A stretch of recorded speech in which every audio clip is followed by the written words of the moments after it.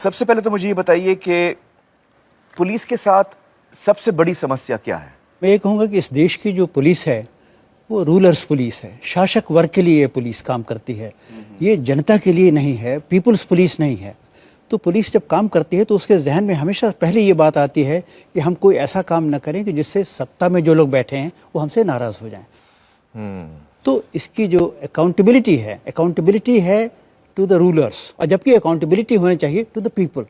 और चूंकि ये कमज़ोरी है पुलिस में, उसका क्या परिणाम होता है? हाँ। जो कमज़ोर वर्ग के लोग हैं, अभी आपने दिखाया औरतों पे, बच्चों पे, जो गरीब तबके हैं या जनजातियों पे, ट्राइबल्स पे, पुलिस उनके खिलाफ ज़रूरत से ज़्यादा बल प्रयोग करती है।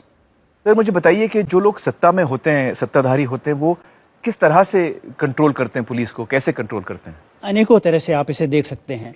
पोस्टिंग्स में, ट्रांसफर्स में, प्रमोशंस में, किसी आदमी को गिरफ्तार किया जाए न किया जाए, किसके खिलाफ चार्जशीट लगाओ न लगाओ, केस को रफा दफा कर दो। तो जब आप सत्ता में बैठ गए तो हम आपके गलत काम में हम भी भागीदार हो जाते हैं।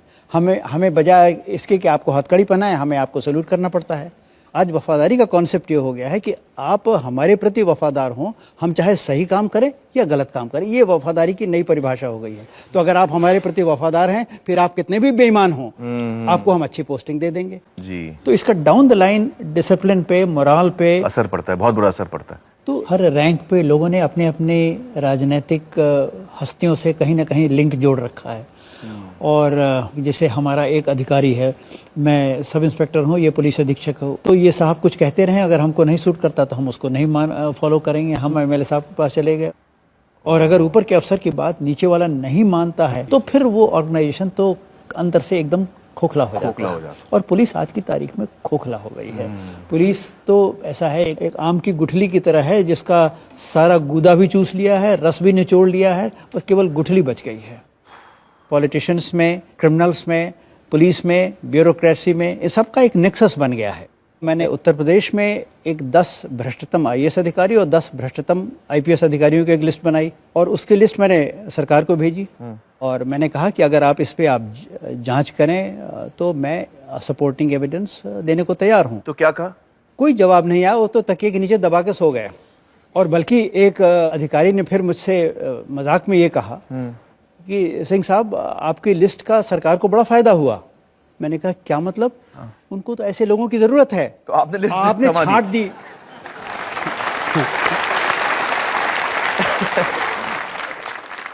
और इन हालातों में एक जो ईमानदार पुलिस अफसर होता है उसकी क्या हालत होती है? उसको उस पोस्ट से हटा दिया जाता है, किसी महत्वहीन पद पे साइडलाइन कर दिया जाता है, कूड़ेदान में डाल दिया है, या उनके पीछे पड़ जाते हैं कि इनको कैसे प्रताड़ित किया जाए, इनको कैसे दंडित किया जाए।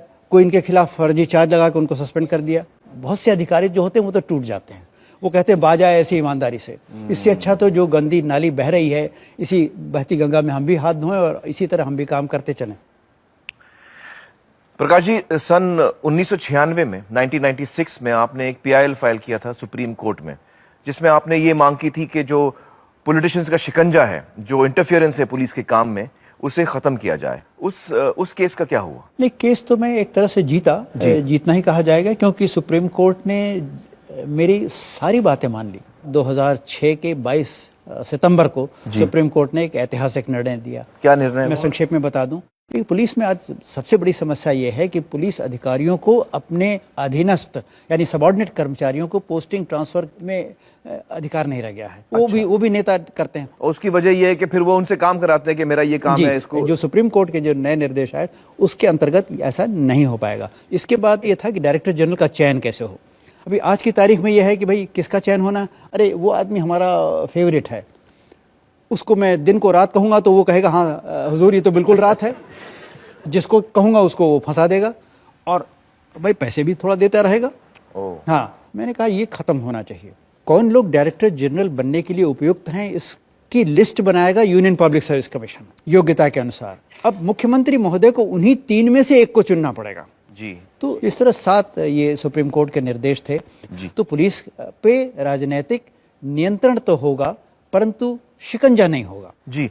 तो ये ऑर्डर जो है ये सारी राज्य सरकारों को भेजा गया होगा क्योंकि राज्य सरकारें इस पर फैसले ले सकती हैं। मैं लोगों को बता दूं कि पुलिस जो है वो एक स्टेट इशू है और सिर्फ राज्य सरकारें ही इस पर कदम उठा सकती हैं। तो उन्होंने क्या कदम उठाया इसके बाद? उन्होंने तो कह दिया नहीं नहीं हम आपकी बात सब सहमत हैं, हम इसको लागू करेंगे, पर कागज पे तो कह दिया है, पर जमीन पे अभी कोई परिवर्तन नहीं हुआ है। मतलब वो एक सुप्रीम कोर्ट के आदेशों के कंप्लायंस का स्वांग ड्रामा कर रहे हैं, नाटक कर रहे हैं। इनके खिलाफ फिर वो सुप्रीम कोर्ट इनकी मॉनिटरिंग कर रहा है। तो उन्होंने एक जस्टिस थॉमस हैं, उनके नेतृत्व में एक कमेटी का गठन किया।